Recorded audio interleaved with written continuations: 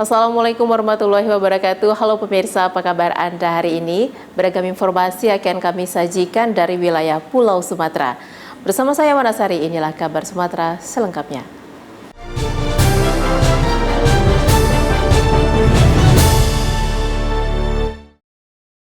Kabar pertama kami awali dari Sumatera Utara, pemirsa. Badan Pelaksana Otorita Danau Toba atau BPODT terus berupaya dalam merangkul generasi muda untuk mampu bersaing dengan muda-mudi dari kota dan kabupaten lainnya di Sumatera Utara, khususnya di bidang pengembangan ekonomi kreatif dalam sektor pariwisata dan budaya.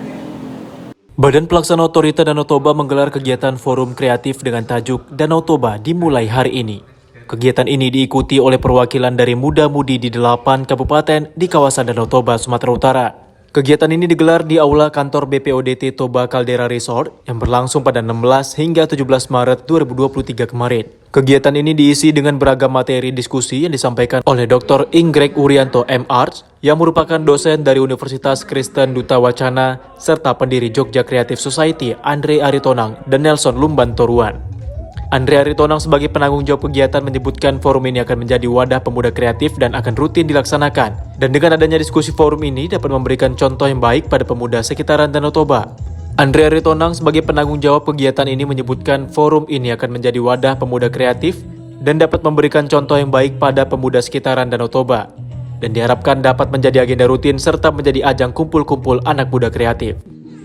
Memulai diskusi, memulai bertukar pikiran, bagaimana bersama-sama bergandeng tangan membangun ekonomi kreatif di kawasan Danau Toba supaya bisa maju, dan yang memajukan itu pun generasi muda kita sendiri dengan berbasis kearifan lokal kita, kebudayaan kita yang sangat beragam, yang kita yakin lebih dari cukup untuk menjadi inspirasi.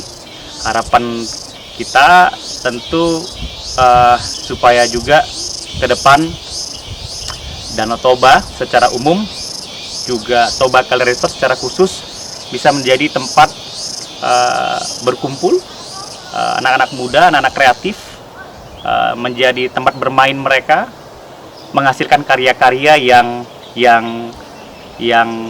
bernilai sosial, bernilai budaya, hingga bernilai ekonomis juga. Ini akan menjadi sebuah milestone dari upaya bersama kolaboratif dari semua stakeholder, terutama yang dimotori oleh kaum muda. Masa depan kita, masa kini kita juga sangat tergantung dari kualitas kaum muda di sini. Dengan terbentuknya TCCF ini, saya sendiri dari ICCN juga, Indonesia Creative Cities Network, menyambut baik dan menunggu kiprah kolaborasi ini di tingkat nasional. Artinya bahwa Toba ini tidak hanya, kawasan Danau Toba ini tidak hanya milik masyarakat di sini, teman-teman di sini, tapi juga menjadi bagian dari dunia. Dari Kabupaten Danau Toba, Sumatera Utara, Daud Sitohang, TV One mengabarkan. Guna menggenjot kualitas sumber daya manusia di Kabupaten Batubara yang berkualitas dan berdaya saing, pemerintah Kabupaten Batubara melalui Dinas Ketenagakerjaan, Perindustrian, dan Perdagangan membangun UPTD Balai Latihan Kerja. Balai Latihan Kerja yang terletak di Jalan Lintas Sumatera, Desa Petatal, Kecamatan Datuk, Tanah Datar, diresmikan oleh Bupati Batubara, Zahir, pada Selasa 21 Maret 2023. Peresmian ditandai dengan penandatanganan prasasti dan pengguntingan pita oleh Bupati. Zahir juga memberikan atribut dan perlengkapan pelatihan kepada seluruh peserta secara simbolis. Zahir mengatakan Balai Latihan Kerja ini merupakan janji politik yang kini direalisasikan untuk membentuk tenaga kerja yang terampil dan siap kerja. Dirinya juga menjelaskan akan melakukan MOU dengan pemangku kepentingan di Kabupaten Batubara agar para peserta pelatihan kerja di BLK mendapatkan tempat kerja yang baik. BLK merupakan salah satu solusi untuk mengurangi pengangguran di Batubara. Dengan adanya BLK, maka pemuda-pemudi di Batubara akan dilatih keterampilannya, sehingga ketika perusahaan membutuhkan yang sesuai dengan keterampilan yang dipelajari, maka akan diterima di perusahaan tersebut. Kita hari ini meresmikan Balai Latihan Kerja. Ini adalah janji kampanye saya dulu, MOU saya dengan Gemkara. Gemkara mendukung saya karena salah satunya janji mendirikan BLK. Kenapa Gemkara sangat meminta ini karena ini adalah salah satu solusi untuk mengurangi pengangguran, mengurangi pekerja-pekerja yang tidak bekerja. Dengan adanya BLK ini, maka anak-anak batubara akan dilakukan pelatihan keterampilan sehingga dia memiliki keterampilan ketika ada perusahaan membutuhkan sesuai dengan keterampilan yang dia pelajari, maka perusahaan akan menerima dia sebagai pekerja. Di situ akan berkurang pengangguran. Kita lihat nanti, ya, kemarin kita sudah latih, itu lebih kurang ada 64 orang, dan hari ini dilatih lagi sebesar 60 sekian orang. Apa yang dibutuhkan ini harus kita lakukan keterampilan. Karena banyak sekarang orang bekerja, ketika di interview, ya, dilihat keterampilannya, dia tidak skill, tidak terampil, tidak siap, sehingga para pemilik pekerjaan rasanya dia ragu untuk menerima. Dari Batubara, Sumatera Utara, tim TV One mengabarkan. Jelang Ramadan 1444 Hijriah, Serikat Tolong Menolong Wardi yang terdiri dari warga Dusun 14 Bandar Klipa, Deli Serdang, menyantuni anak yatim dan kaum duafa. Jelang Ramadan tahun ini, STM Wardi Bandar Klipa Deli Serdang mengadakan kegiatan amal berupa santunan terhadap anak yatim dan kaum duafa. Kegiatan yang dilaksanakan pada 19 Maret lalu diawali dengan tausiah oleh Ustadz dan dilanjutkan dengan pembagian bantuan sembako serta uang tunai kepada 116 orang penerima. Ketua STM Wardi, Mislan, berharap kegiatan ini dapat berlanjut di hari-hari berikutnya. Mislan juga berterima kasih kepada semua donatur yang telah berkontribusi dalam kegiatan amal ini. Untuk beribadah agar karena berkusuk semua gitu, biar kita dikasih santunan pada dari maka menjadi berkah sama orang yang kita beri santunan itu. Dan saya ucapkan terima kasih kepada para donatur yang telah memberikan sumbangan hartanya kepada kita yang untuk tersalurkan kepada rakyat dan apa pada hari ini. Dari Deli Serdang, Sumatera Utara, tim TV One mengabarkan.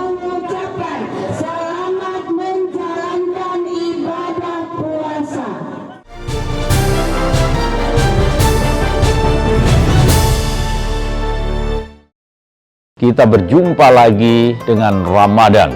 Bulan yang kita nanti-nanti untuk mensucikan diri. Menjadi insan yang mampu mengamalkan perintahnya. Insya Allah ini menjadi Ramadan terbaik kita. Selamat menunaikan ibadah puasa Ramadan 1444 Hijriah. Semoga kita menjadi insan yang lebih bertakwa. Ramadan selalu membawa inspirasi dan makna yang dalam. Kita belajar untuk berjuang dengan sungguh-sungguh, menghargai waktu yang ada demi membangun karakter yang baik. Di bulan Ramadan yang penuh berkah, mari kita seimbangkan ibadah dan pekerjaan. Dengan keseimbangan yang tepat, kita dapat meraih keberkahan di dunia dan akhirat. Bang Sumut mengucapkan selamat menunaikan ibadah puasa. Bang Sumut memberikan pelayanan terbaik. Assalamualaikum warahmatullahi wabarakatuh. Marhaban ya Ramadan. Pemerintah Kota Binjai mengucapkan selamat menunaikan ibadah puasa Ramadan 1444 Hijriah. Semoga amal ibadah kita diterima oleh Allah Subhanahu wa taala. Wassalamualaikum warahmatullahi wabarakatuh.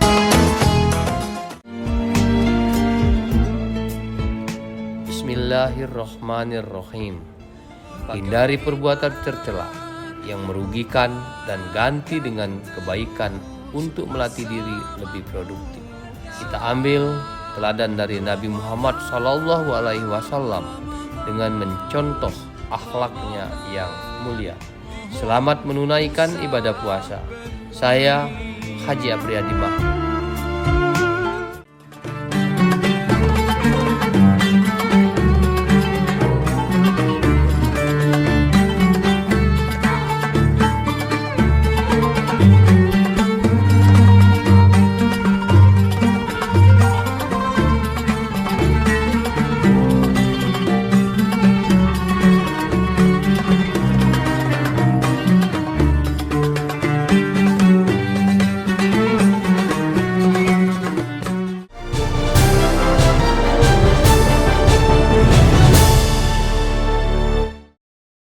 Gubernur Sumatera Utara Edi Rahmayadi mengapresiasi anugerah UMKM Perempuan Andalan 2022 untuk mendorong pertumbuhan ekonomi di Sumatera Utara. Anugerah ini didukung Al-Fat Foundation sebagai pendamping dan pembina pelatihan dengan menggunakan CSR Bank Sumut. Gubernur Sumatera Utara Edi Rahmayadi mengapresiasi anugerah UMKM Perempuan Andalan 2022 untuk mendorong pertumbuhan ekonomi di Sumatera Utara. Hal itu disampaikan Edi Rahmayadi saat menghadiri anugerah UMKM Perempuan Andalan 2022 Mitra Program CSR Bank Sumut dan Al-Fat Foundation yang berlangsung di Aula Tengku Rizal Nurdin. Dalam sambutannya, Gubsu mengatakan pertumbuhan ekonomi saat ini masih berada di posisi 4,8%, yang seharusnya target pertumbuhan ekonomi ini berada di angka 5%. Pemerintah Provinsi Sumatera Utara akan terus berupaya menggerakkan pertumbuhan ekonomi berdasarkan APBD Sumatera Utara. Untuk itu, melalui UMKM Andalan Perempuan 2022, pertumbuhan ekonomi di Sumatera Utara terus tumbuh. Selain itu, para UMKM perempuan juga dapat membantu ekonomi keluarganya.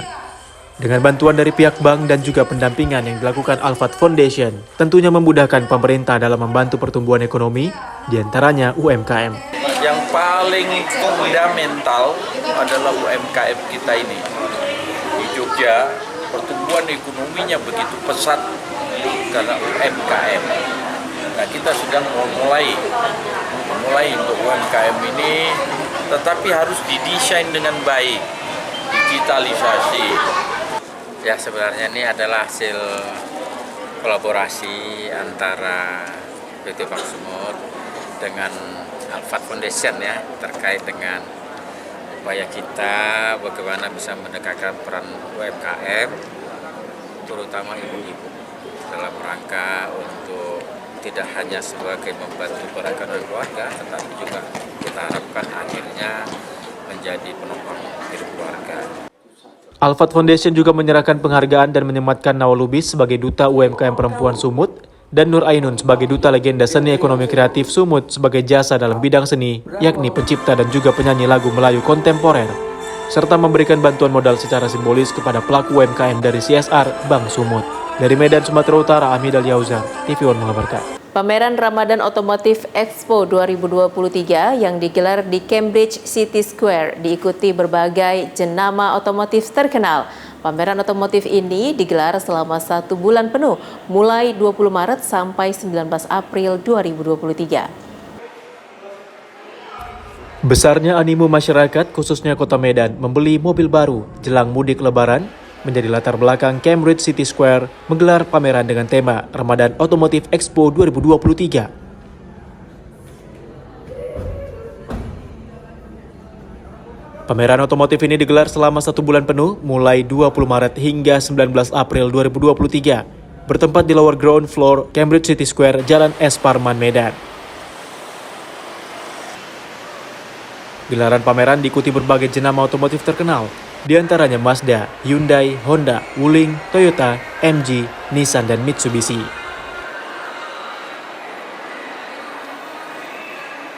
Seluruh tipe unit otomotif yang dipamerkan dalam status ready stock, sehingga pengunjung tak perlu melakukan pemesanan terlebih dahulu atau inden. Julvan Rimbun selaku General Manager Cambridge City Square menyampaikan, antusiasme luar biasa pengunjung dalam pameran dibuktikan dengan terjualnya beberapa mobil, padahal baru beberapa hari pameran ini digelar. Berdasarkan analisa kami setiap tahun menjelang Lebaran itu banyak penduduk yang berkeinginan membeli mobil baru untuk dipakai di Idul Fitri, dan berdasarkan itulah makanya kami berniat untuk menghadirkan Expo Otomotif Expo ini untuk menjelang Ramadan, dan kami berharap juga para otomotif ini, merek-merek ini juga bisa mencapai penjualan, dan kami juga lihat kemarin hari pertama kedua sudah banyak pengunjung, bahkan ada beberapa mobil yang kami dengar sudah terjual.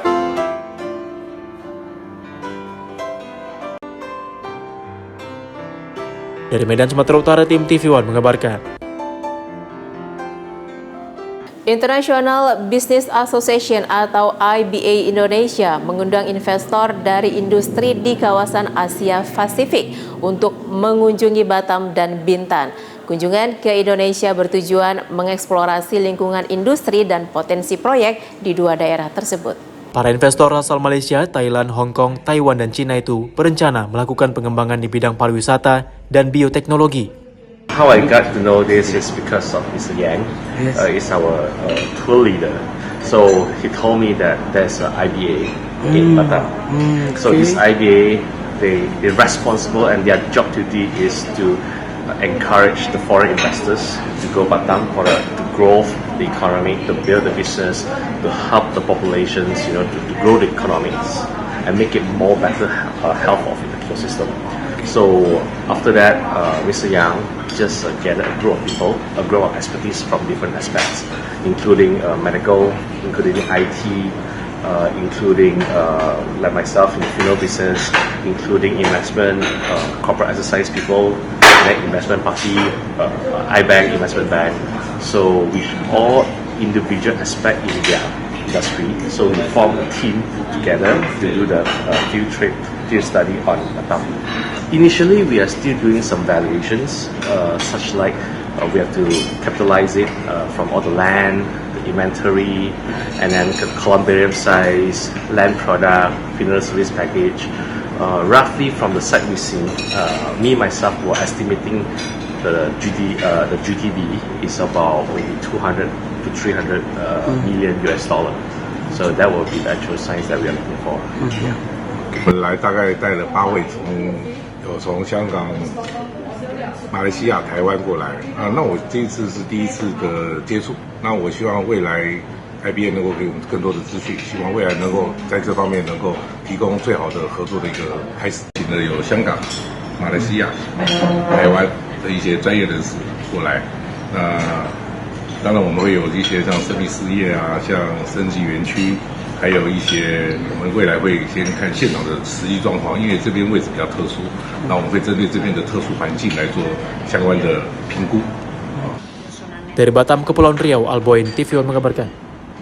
Guna mendorong kemajuan dan membesarkan nama Golkar serta mendapat simpati dari masyarakat, Ketua DPRD Kader Golkar gencar melakukan konsolidasi dan aktif berbagi pada masyarakat di wilayah Ogan Ilir. Konsolidasi dilakukan guna mensosialisasikan pada masyarakat akan sosok Erlangga Hartarto yang akan maju di Pilpres tahun 2024 mendatang. Assalamualaikum warahmatullahi wabarakatuh. Seperti inilah suasana konsolidasi yang diselenggarakan oleh Ketua DPRD Ogan Ilir, Suharto Hasim. Teriakan yel-yel yang membakar semangat untuk menyosialisasikan Erlangga sebagai Presiden Republik Indonesia menjadi salah satu pemicu semangat sang kader.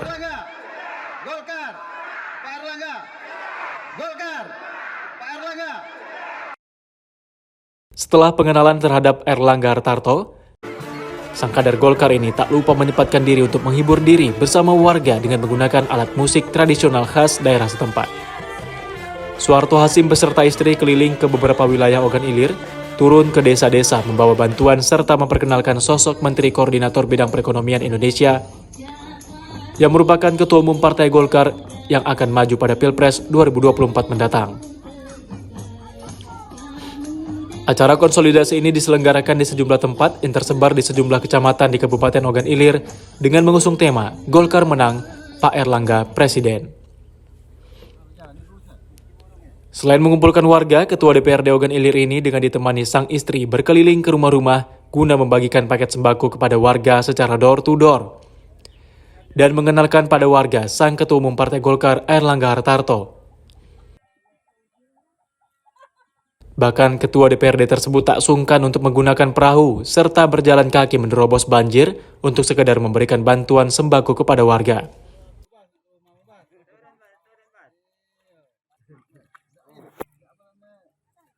Suharto menjelaskan sebagai bentuk syukur di bulan suci Ramadan, ia bersama istri turun ke desa-desa untuk melakukan konsolidasi Partai Golkar karena merasa bangga memiliki Ketua Umum Partai Golkar Erlangga Hartarto yang merupakan Menteri Koordinator Bidang Perekonomian yang mampu menstabilkan perekonomian Indonesia saat dilanda pandemi COVID-19.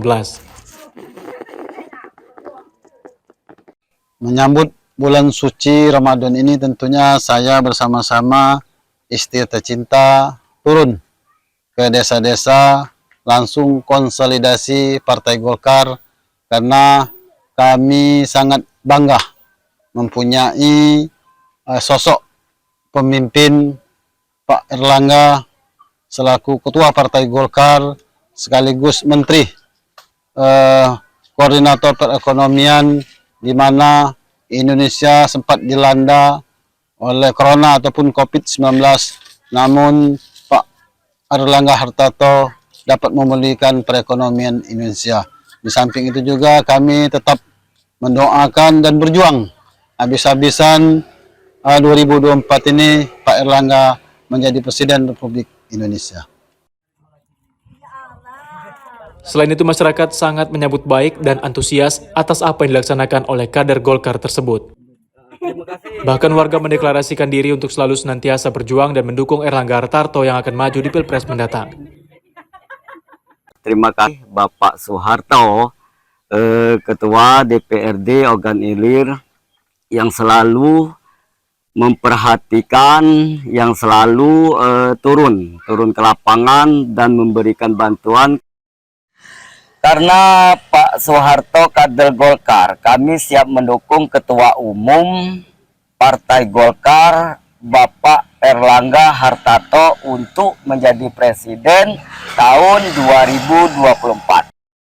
Soeharto menargetkan khusus di wilayah Ogan Ilir untuk bulatkan suara mendukung Erlangga Hartarto menjadi Presiden. Dari Kabupaten Ogan Ilir, Sumatera Selatan, Berkat Arsyad TV One mengabarkan.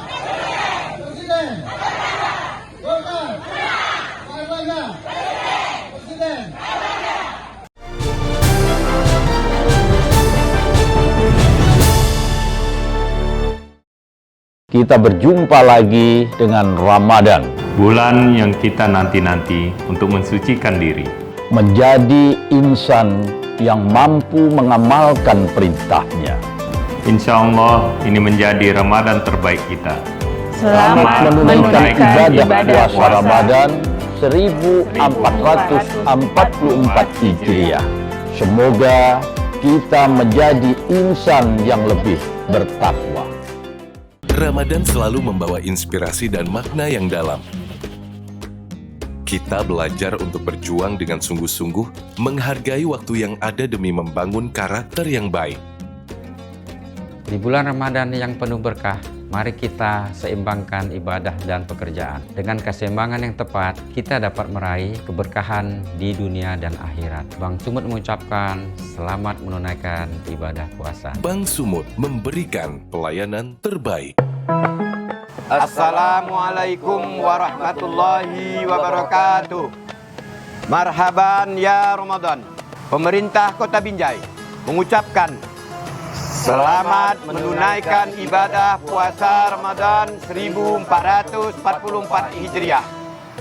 Semoga amal ibadah kita diterima oleh Allah Subhanahu wa taala. Wassalamualaikum warahmatullahi wabarakatuh.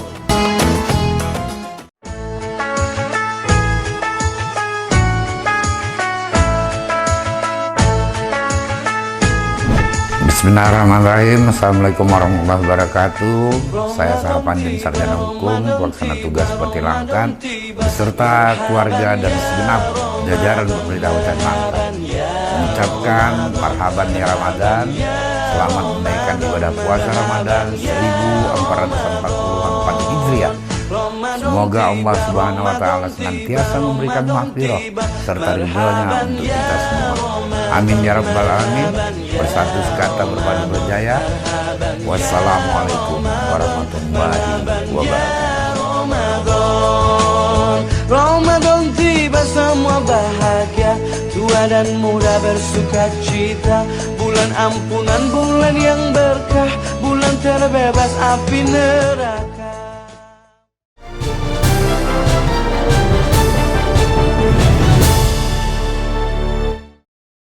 Merasa tidak mendapat keadilan, seorang ahli waris tanah seluas 248 hektar di Kabupaten Ogan Komering Ilir, Sumatera Selatan meminta keadilan pada Presiden dan Kapolri karena divonis 8 bulan penjara. Merasa tak mendapat keadilan, Eli Rosa, seorang ahli waris tanah di Desa Sungai Menang, Kabupaten Ogan Komering Ilir, Sumatera Selatan, meminta keadilan kepada Presiden dan Kapolri. Ia merasa terzolimi mendirikan pondok di tanah waris miliknya dengan dipidana dan divonis 8 bulan penjara. Ia mendapat tanah seluas 249 hektar dari orang tua yang sudah dijadikan hak guna usaha dari tahun 1980 sesuai dengan arsip tanah yang dimilikinya. Awalnya lahan tersebut dijadikan sawah sebelum ditanami sawit oleh perusahaan.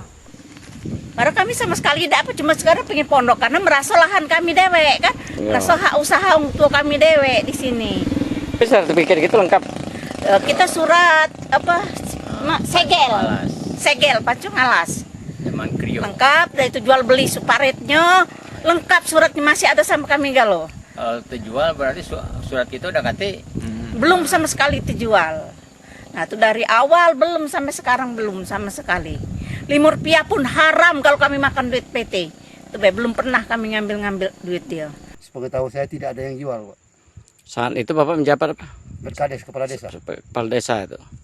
Dari tahun 2007 sampai? 2007 akhir sampai 2013 akhir, Pak. Humas Sampurna Agro, Fajar, mengatakan vonis terhadap Eli Rosa telah melalui serangkaian hukum pidana dan berkekuatan hukum tetap. Putusan PN Kayu Agung yang pada intinya menolak gugatan dari yang bersangkutan.